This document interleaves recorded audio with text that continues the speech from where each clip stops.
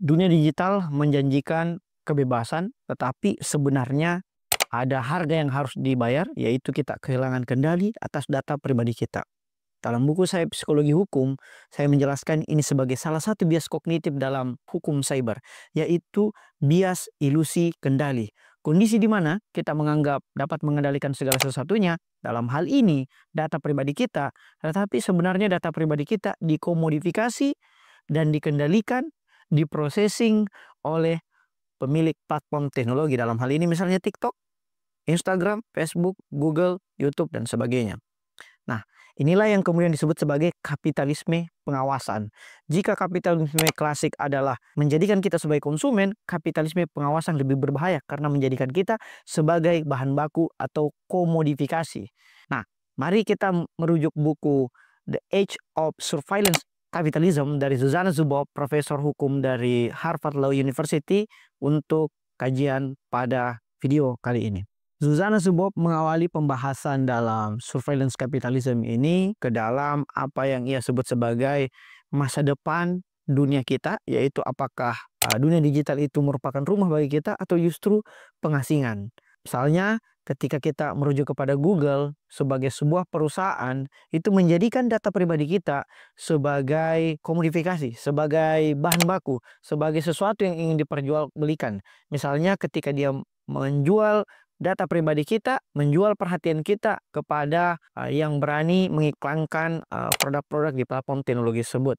Misalnya ketika kita melihat ada iklan di YouTube, ada iklan di Google, ada iklan di Facebook, di Meta, dan sebagainya, itu merupakan algoritma yang membaca data-data pribadi kita untuk kemudian diperjualbelikan kepada orang lain. Kita harus memilih apakah kita harus menerima pengawasan atau menghilangkan privasi kita sama sekali.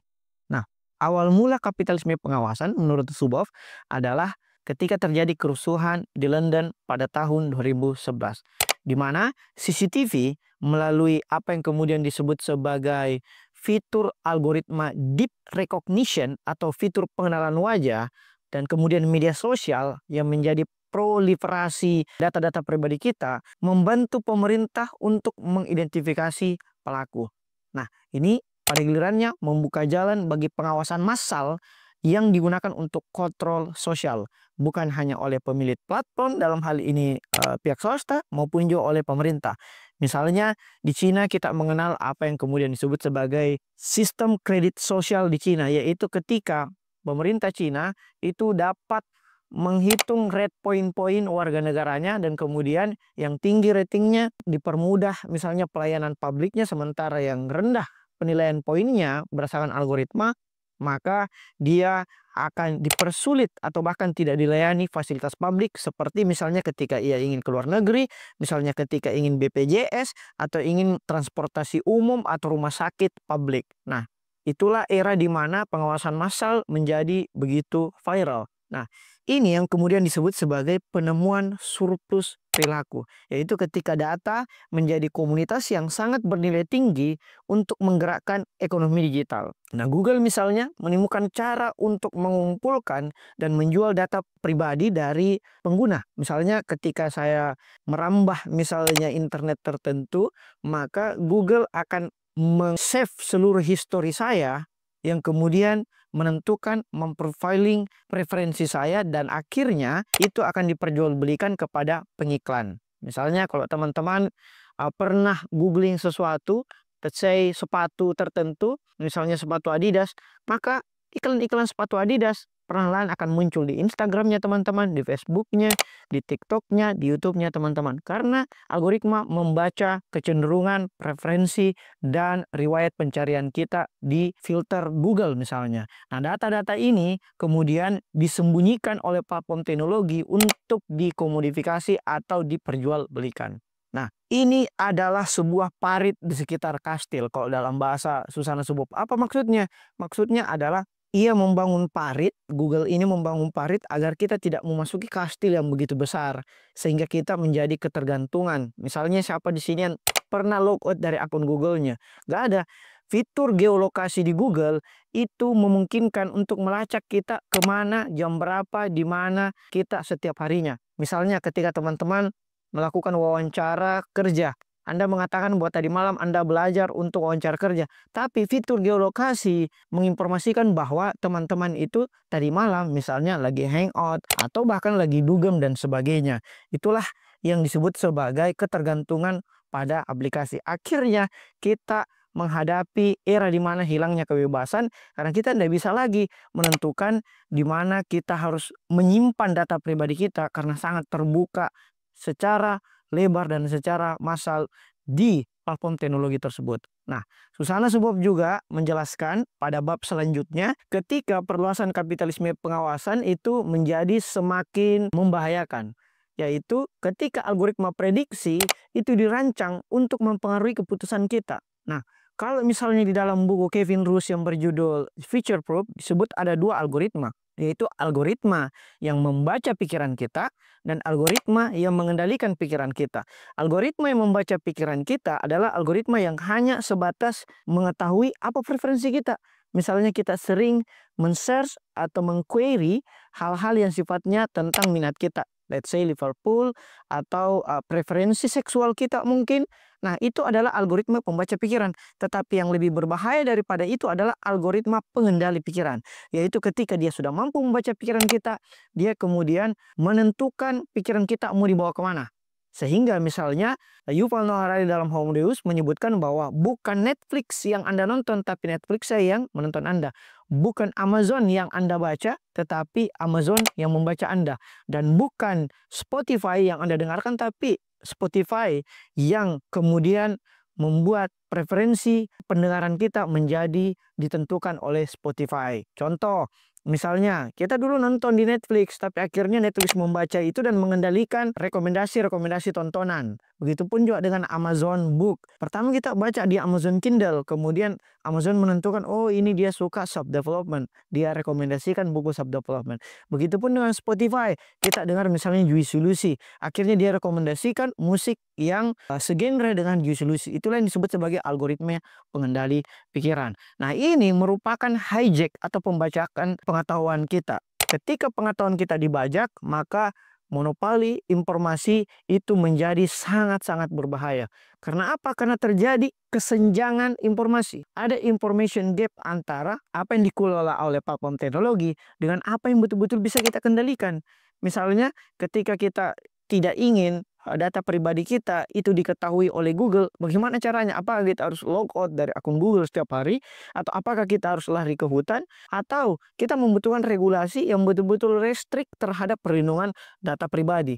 Nah, kenapa? Karena ini adalah bisnis realitas yang memungkinkan platform teknologi tersebut, misalnya melalui algoritma media sosialnya, mempromosikan konten-konten ekstrim. Apa tujuannya? Tujuannya adalah bukan hanya membajak data pribadi kita, tetapi membajak pikiran kita, perhatian kita. Ia kemudian sengaja mempromosikan konten-konten yang menarik, yang viral, yang memancing perdebatan. Misalnya dulu pada tahun awal-awal sosial media muncul, video kucing itu adalah video yang viral. Atau sekarang misalnya apa yang viral-viral itu menarik perhatian kita. Kita akan menjadi FOMO atau fear of missing out. Yang mana dampak sosialnya adalah terjadi polarisasi di tengah masyarakat kita.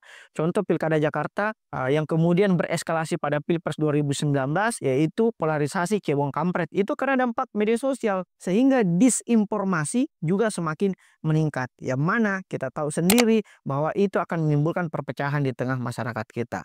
Nah, Susana Subob juga menyarankan kita bahwa hati-hati terhadap data pribadi kita.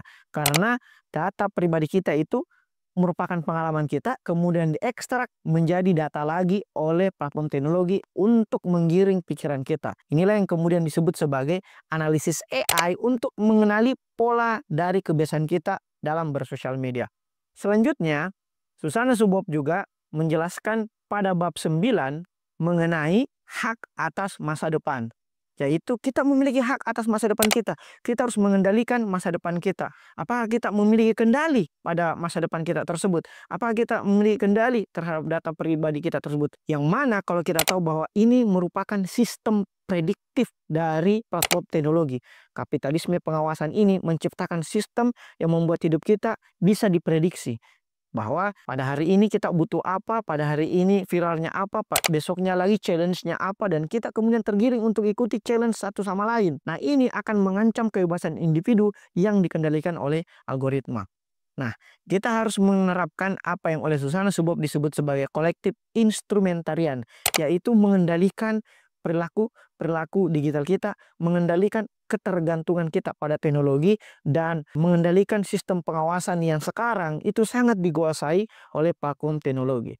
Nah, big order tersebut atau platform teknologi atau yang kemudian kita kenal sebagai Big Brother dalam novel Orwellian yaitu 1984 merupakan pengawas utama yang memanipulasi data-data kita sehingga kita berada pada era ketidakpastian.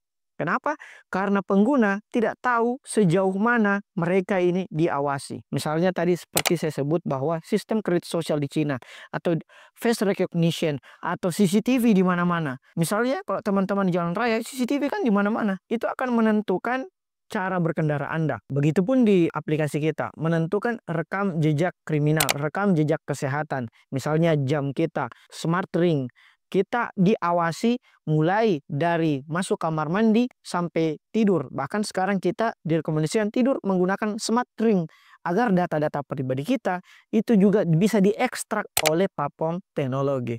Nah, pada bab selanjutnya, di bab 12, Susana Subop menjelaskan tentang dua jenis kekuasaan. Kekuasaan pertama adalah kekuasaan yang dikendalikan oleh pemerintah atau yang biasa kita sebut sebagai the old trias politica.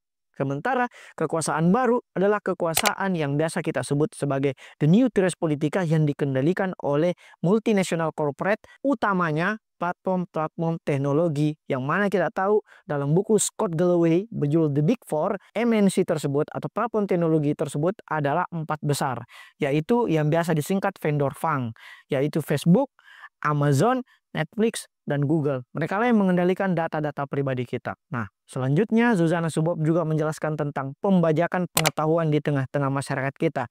Hak kita atas informasi, hak kita untuk mengontrol informasi, hak terhadap mengadvokasi ketimpangan baru, itu harus terus kita galakkan. Kenapa? Karena ini adalah hak kita terhadap masa depan kita sendiri. Kita berada di utopia ketidakpastian, di mana dunia yang dapat diprediksi oleh algoritma ini menyebabkan sesuatu itu pasti menurut algoritma, tapi tidak pasti bagi kita. Maka akan hilang spontanitas. Misalnya Kevin Rose, lagi-lagi kita akan merujuk buku Future Proof, menyarankan bahwa salah satu skill yang tidak terdisrupsi oleh masa depan adalah skill-skill yang spontan. Skill-skill yang tidak dapat diprediksi, tidak dapat ditebak, tidak dapat dirutinitaskan. Nah, inilah arti terhadap hak atas masa depan kita. Kita harus merebut kembali, melakukan kesadaran dan terhadap regulasi tersebut, dan kita harus menuntut hak-hak digital kita. Yang mana kita sekarang berada dalam persimpangan jalan. Kita menghadapi pilihan kritis, terkait di satu sisi ada ancaman kebebasan dan di sisi yang lain ada tekanan terhadap regulasi. Misalnya di Uni Eropa sudah ada GDPR tentang restriksi pembatasan perlindungan data pribadi, termasuk juga di Indonesia misalnya Undang-Undang Perlindungan Data Pribadi tahun 2022. Sayangnya belum memasukkan lebih banyak perkembangan terbaru misalnya tentang algoritma yang dikendalikan oleh platform teknologi. Nah, pada bab terakhir di bab 17, Susana Subop menjelaskan tentang hukum baru untuk era digital yang oleh Roger Bransford sebut sebagai Law 3.0, yaitu kita harus menyesuaikan terhadap tantangan-tantangan yang datang bersama algoritma AI, bahwa regulasi itu sebagai alat untuk kemudian kita menegakkan keadilan. Perlindungan data pribadi menjadi kunci terhadap hukum yang kuat. Sebagai kesimpulan, selalu harus kita pastikan bahwa ada perubahan di dunia digital. Kenapa? Karena kita berada dalam kapitalisme pengawasan yang menjadikan data pribadi kita, perhatian kita sebagai komoditas, sebagai bahan baku yang mengeksploitasi data kita. Dan perjuangan terhadap hak digital ini menjadi begitu penting di era kapitalisme pengawasan. Saya kira itu pengantar dari saya. Terima kasih. Wassalamualaikum warahmatullahi wabarakatuh.